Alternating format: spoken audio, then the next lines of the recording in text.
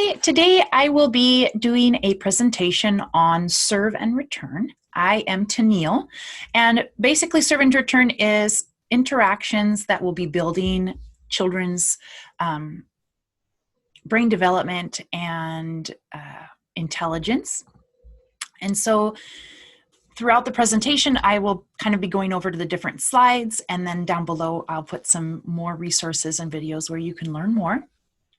The objectives of today's training is just reviewing some basic brain development in early years, gaining skills so that you can notice the serves in young children, so being more responsive, and decreasing a lot of negative behaviors in the process, and then gaining skills to return the serve in the classroom and to promote more responsive care, language, and learning.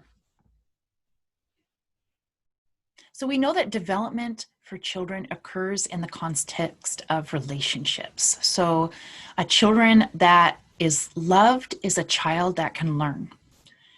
And we know also that 90% of their brain development happens by the age of 5.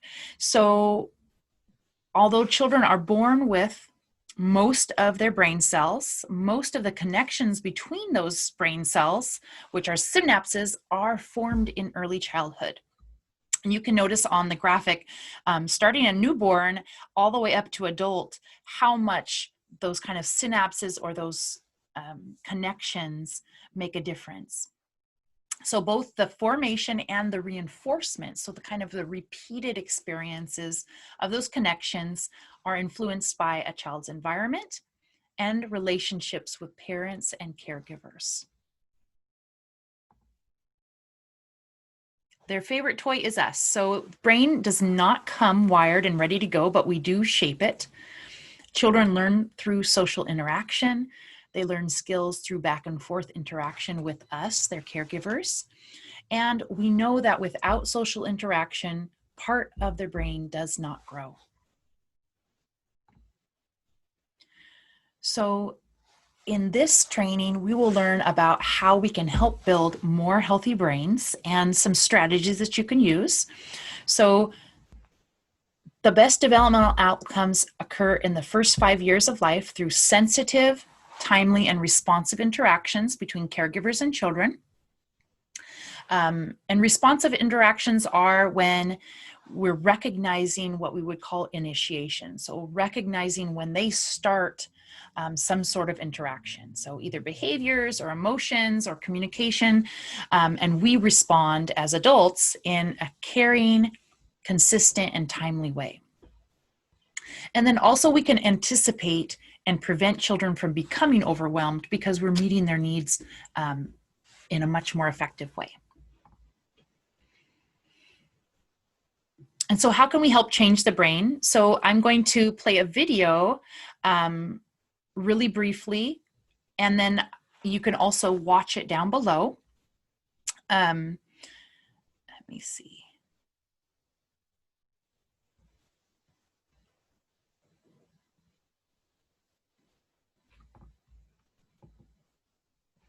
Oops, here we go.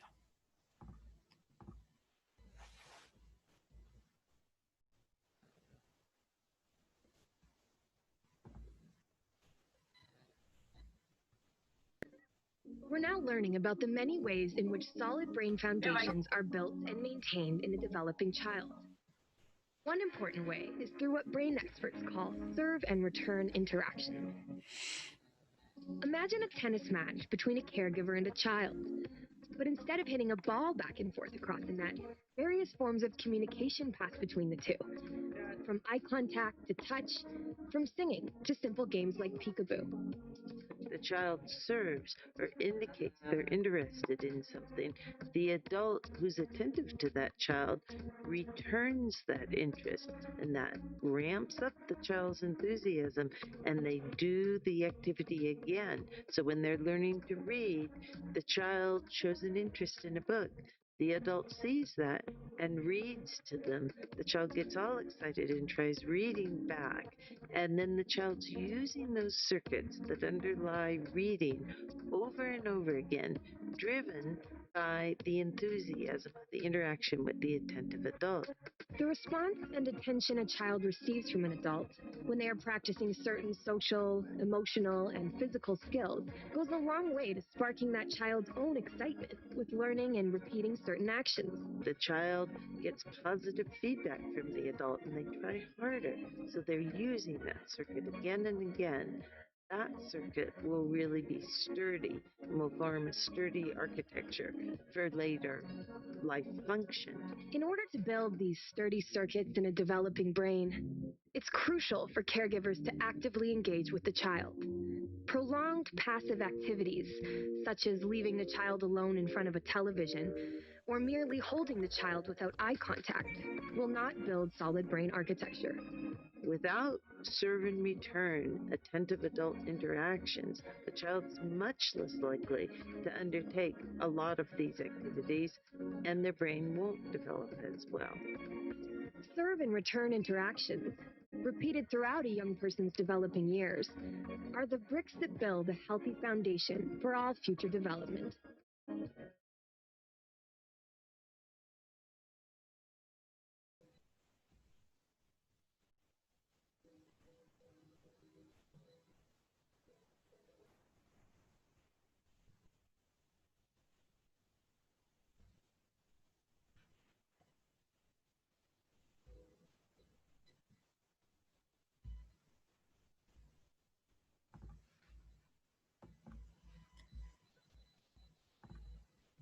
Okay, so as you saw in the video,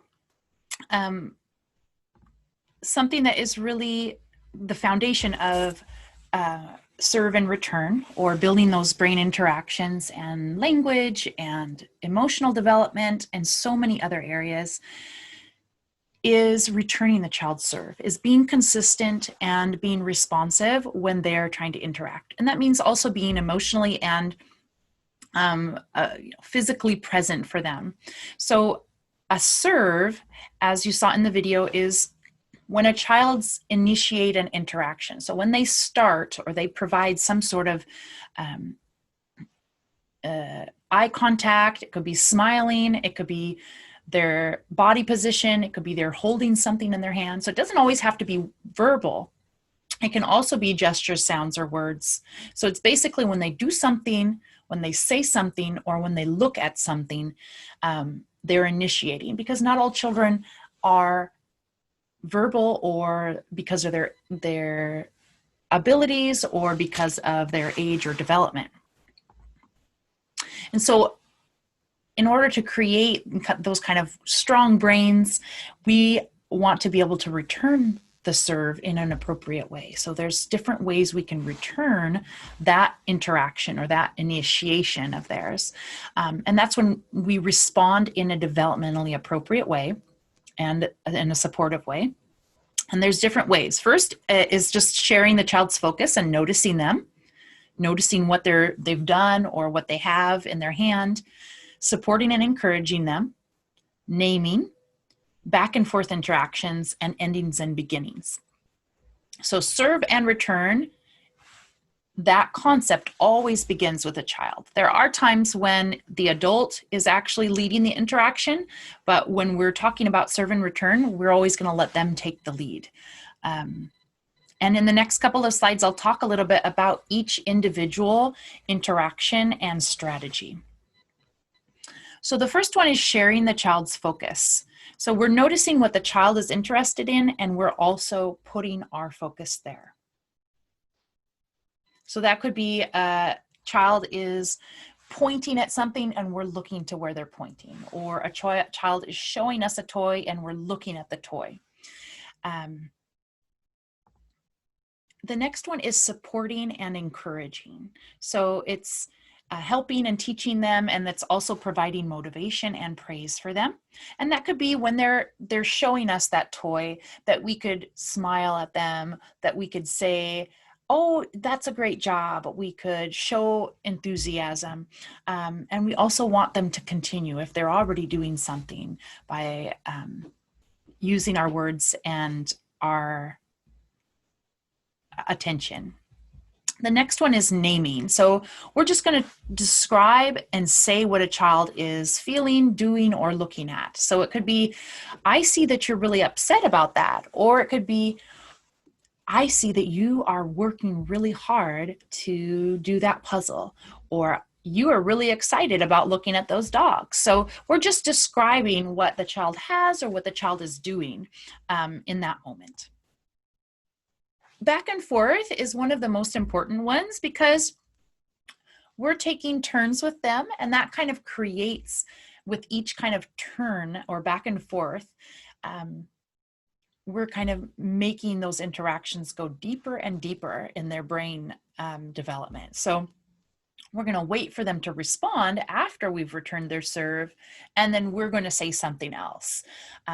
So it could be that they are pointing, we're looking at where they're pointing, and then we're going to wait for them to do something else. So they might look back at us and say a word like, airplane. And our response will be, wow, yeah, you're looking at the airplane.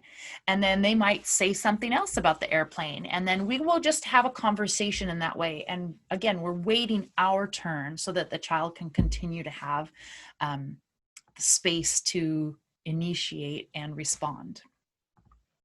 And the very last one is endings and beginnings. So it's when a child is shown you that they're done with one thing and that they're moved on to the next. And sometimes that can be very obvious. So they might get up and leave. And sometimes it just might be a change in conversation or topic. So, you know, you might be talking about the weather or talking about dogs, and then they point to something else, or they start looking at a different object or toy, depending on what their developmental level is.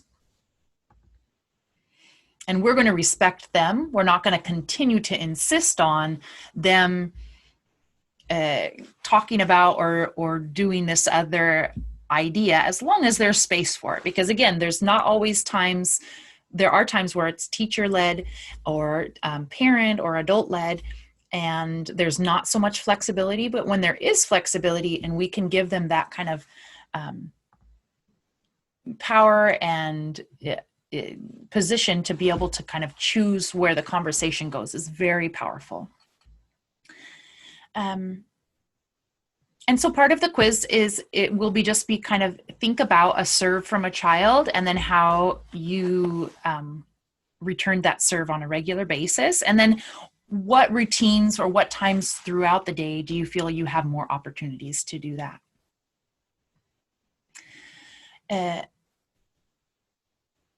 Children who participate in more regularly, like serve and return interactions. So when you're more conscious of these kind of back and forth interactions, or responding to a child's initiations more frequently or more consistently, they're going to have more protective factors. They're going to feel more safe and kind of more emotionally fulfilled. They'll have better emotional regulation, and then also their relationship with you is improved. So the negative effects of stress are usually lowered as well. Some other little things about how children interact or take in information when we're not responsive, which is something that we definitely want to address, is when we are not responsive, it is very stressful for children. And you may have seen this video before, but basically cortisol is a kind of a hormone or a chemical in our bodies, and it makes it so that we have that kind of fight or flight or freeze, and it has a lot of negative effects in our body and in our brain. And so instead of forcing their attention on kind of taking in new information, learning and exploring, their attention goes back to their emotions, and parts of the brain just don't develop as well because they're so focused on those interactions.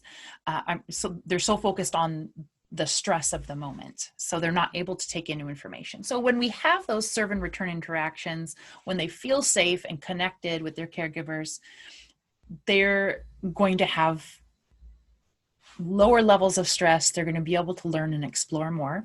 And this video is really an example of that. When people didn't think that infants could engage in social interaction. In this still face experiment, what the mother did was she sits down and she's playing with her baby who's about a year of age. I'm like a girl.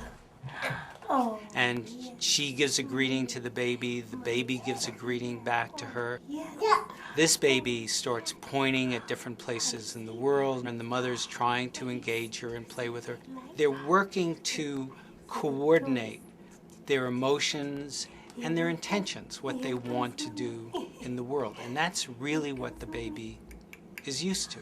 And then we ask the mother to not respond to the baby. The baby very quickly picks up on this, and then she uses all of her abilities to try and get the mother back. She smiles at the mother. She points because she's used to the mother looking where she points. The baby puts both hands up in front of her and says, "What's happening here?"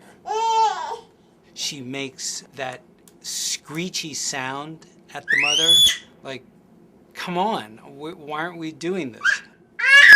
Even in this 2 minutes, when they don't get the normal reaction, they react with negative emotions, they turn away, they feel the stress of it, they actually may lose control of their posture because of the stress that they're experiencing.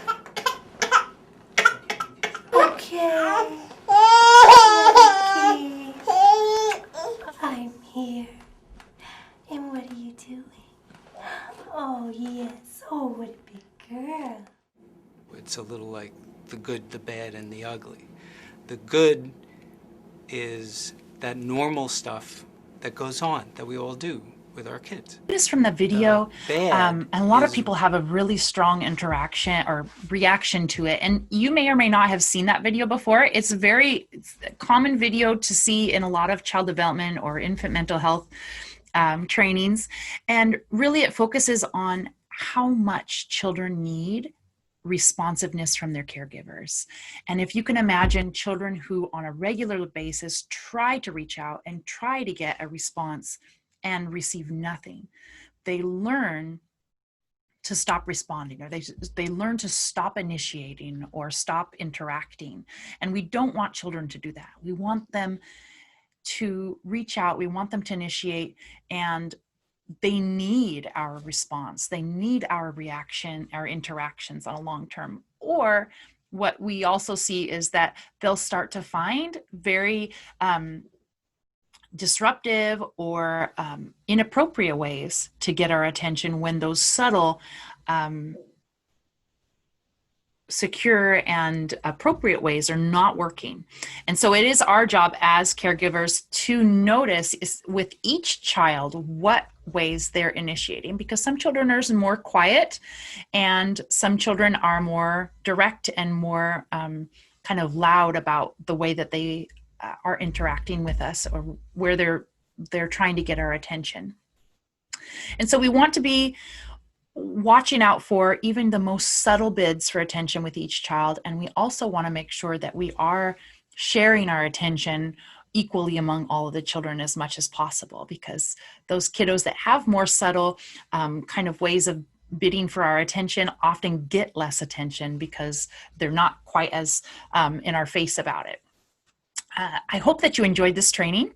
I will put the links and the information below, and please do the quiz so that you can get credit if you are interested in STARS, and let me know what you think. Thanks a lot. Bye-bye.